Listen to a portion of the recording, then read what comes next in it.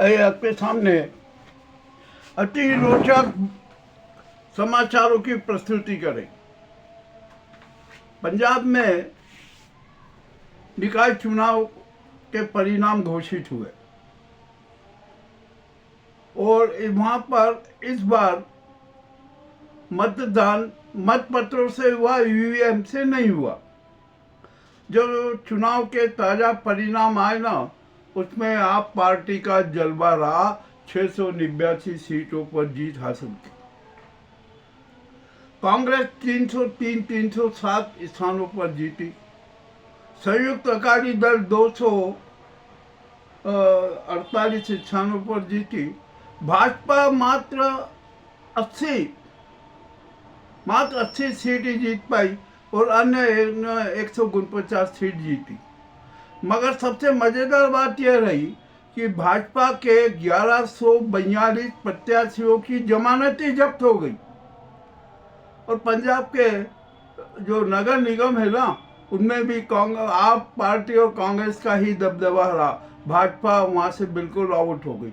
पंजाब की जनता ने अब स्पष्ट जनादेश दे दिया कि यहाँ पर आप पार्टी, अकाली दल और कांग्रेस का महत्व है। भाजपा को यहाँ से निकाला दिया जा चुका है। यानी ये पंजाब भाजपा के लिए शमशान भूमि बन गया। निकाय चुनाव में जीतने के लिए ऑपरेशन लोटस चलाया, भाजपा के साथ सांसद तोड़े और भी न जाने क्या क्या नाटक किए।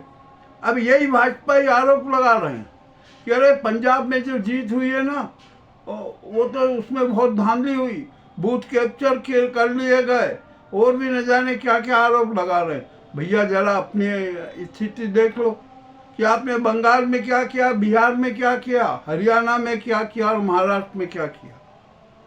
जो आरोप विपक्ष के लगते थे, अब आप वही आरोप यहाँ पंजाब में लगा रहो।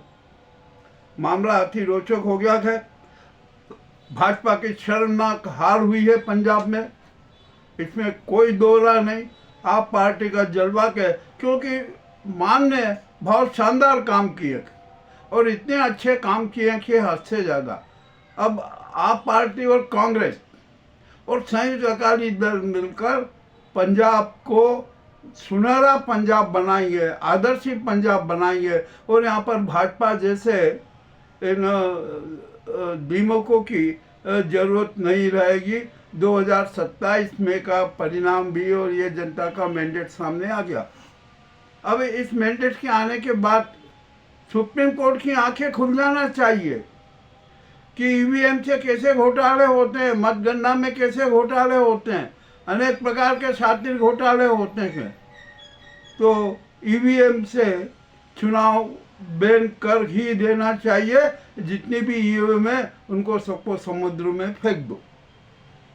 यह आदेश सुप्रीम कोर्ट को देना चाहिए। अब तो ये जनता ने जो मैंडेट दे दिया ना, तो सुप्रीम कोर्ट को क्या घबराना। अब तो सुप्रीम कोर्ट इस नाजी गुजराती गैंग को अप्रत्यक्ष रूप से सपोर्ट करना चाहती है, किंतु अब जनता ने कह दिया कि अब ऐसा नहीं चलेगा। न्यायपालिका को भी अब स्पष्ट होना चाहिए। और अब ज्ञानेश कुमार तो बेचैन हो गए, वो कुर्सी से उछल रहे कि अरे ये क्या हो गया, ये क्या हो गया। अब तो उनकी भी साख खत्म हो जाएगी। मामला बड़ा रोचक हो गया। अब दूसरी बात आती है हरियाणा पे आ जाए। हरियाणा के 4 मंत्री और 18 विधायक पर गाज गिरने वाली है। हो सकता है कि वे अयोग्य घोषित हो जाए। अरे उसमें से आधे भी अयोग्य घोषित हो गए तो हरियाणा की सरकार भी गिर जाएगी। आधे से आधे में भी और उससे भी कम यदि अयोग्य हो गए तो भी हरियाणा की सरकार गिर जाएगी, क्योंकि वहाँ पर भी शातिर खेला करके सरकार बनाई गई थी। अब भाजपा के शर्मदायक स्थिति होती जा रही है। अब तो जनता स्पष्ट कह रही है मोदी जी को, कह रहे भैया झोला उठाओ और चल दो। अब जनता आप में विश्वास नहीं करती है। बहुत आपने धोखाधड़ी कर ली, बहुत जुमले फेंक दिए, बहुत झूठ बोल लिए और आप तो झूठ गुरु हो गए, इवेंट गुरु हो गए और न जाने काय के गुरु हो गए। और ऐसे गुरुओं की देश में जरूरत नहीं है। आसाराम जैसे गुरु थे ना, धर्म गुरु, वो भी जेल की सलाखों में है और उनकी याचिका भी खारिज हो गई, वे आजम जेल में ही रहेंगे। इसी तरह ये मोदी जी पर भी अब और अमित शाह पर और गणेश कुमार पर प्रकरण चलेंगे ना, तो वो भी जेल में रहेंगे। अब यहाँ पर अभी और एक नया और समाचार आ गया कि नीतीश कुमार और नायडू ने समर्थन वापस ले लिया, यानी ये जो सरकार है ना अल्पमत में आ गए। इतना ही नहीं, एनडीए की और अन्य घटक दलों ने भी समर्थन वापस ले के लिया, हम नहीं लेना चाहते। मामला तो और विचित्र हो गया। और जो संघी मानसिकता के सांसद है ना, वो भी अब इसे मोदी सरकार के खिलाफ हो गए। हो सकता है कि वो जब अविश्वास प्रस्ताव तो क्या आएगा, जब इनको बहुमत सिद्ध करने की नौबत आएगी ना, तो हो सकता है कि वे 30 से 35 सांसद मतदान करने ही नहीं जाए। तो यहाँ पर अभी इस सरकार का गिरना जरूरी है। अब यहाँ पर एक राजनीति और हो सकती है कि मध्यावधि चुनाव की घोषणा करवा दी जाए राष्ट्रपति के माध्यम से। ये भी दाव हो सकता है और हो जाए, कोई दिक्कत नहीं है। यदि मध्यावधि चुनाव इस वक्त हो जाए तो ये भाजपाइयों की तो और दयनीय स्थिति हो जाएगी। या देश में राष्ट्रपति शासन लागू करवा दिया जाए। हम तो चाहते हैं कि भैया देश में राष्ट्रपति शासन लागू कर दो, मगर ये केयर टेकर पीएम मोदी नहीं लाएंगे।